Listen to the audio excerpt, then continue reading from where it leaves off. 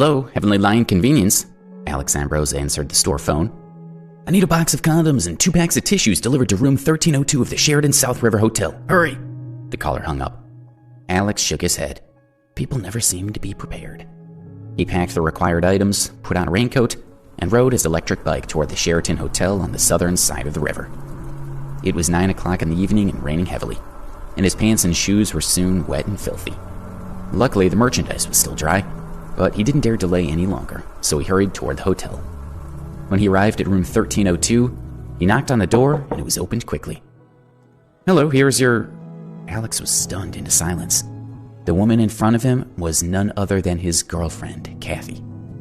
She was dressed in a white robe, with her long, dark, wet hair draped over her shoulders. The scents of shower gel and shampoo assaulted his nose. Cathy, what are you doing here? He stared at her in disbelief, still feeling dazed. What are you doing here? Cathy asked. Her heart skipped a beat, and she took a small step back into the room. Her mind went blank and then started to spin. What's wrong? Another guy walked up to the door, wearing a robe and slippers, and Alex immediately recognized him. You dare to touch my girl? Alex couldn't suppress the anger welling up inside him, and he started moving toward Billy, determined to teach him a lesson. Stop! Cathy stepped in front of Alex. After a brief burst of panic, she had managed to get back a bit of control. Since her boyfriend had already discovered her betrayal, there was no point in trying to hide it now. She looked directly at him. Alex, we need to break up. Break up? Alex was stunned. He stared at Cathy with wide eyes. Cathy, we've been together for more than a year. Are you going to break up with me now? Yes, we need to go our separate ways. She kept steady eye contact with him and spoke with a strong sense of resentment. Are you surprised? You have no money, Alex. You can only barely afford the cheapest essentials. We never have anything nice. As long as I'm with you, people will always be laughing at me. And that just isn't the life I want. I'm too good to be living in poverty like this. I was too naive when I was in my freshman year, and I let myself get tricked into being with a loser like you.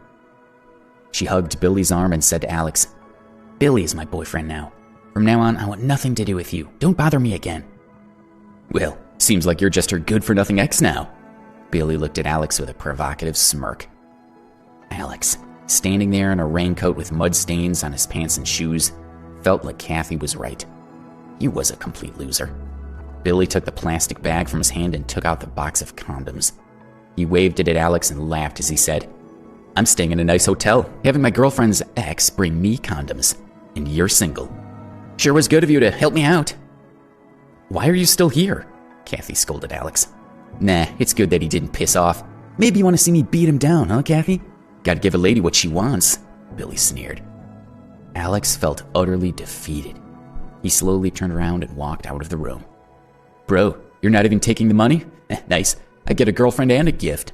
Billy felt great watching Alex slumped, dejected posture as he closed the door behind him. When Alex left the hotel, it was raining even harder than before. He took off his raincoat, allowing the cool rain to drench his entire body and help clear his head.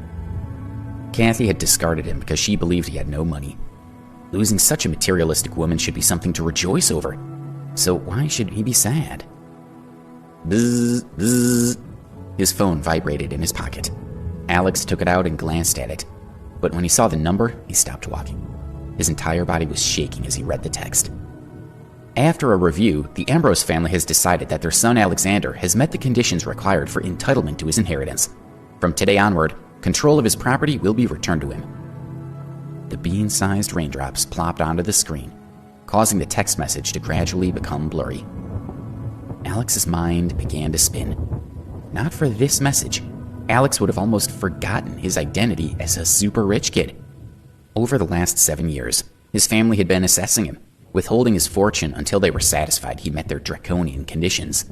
And now, finally, it was over. Everything that rightfully belonged to him was finally his to claim. Alex woke up early the next morning and drove to the city.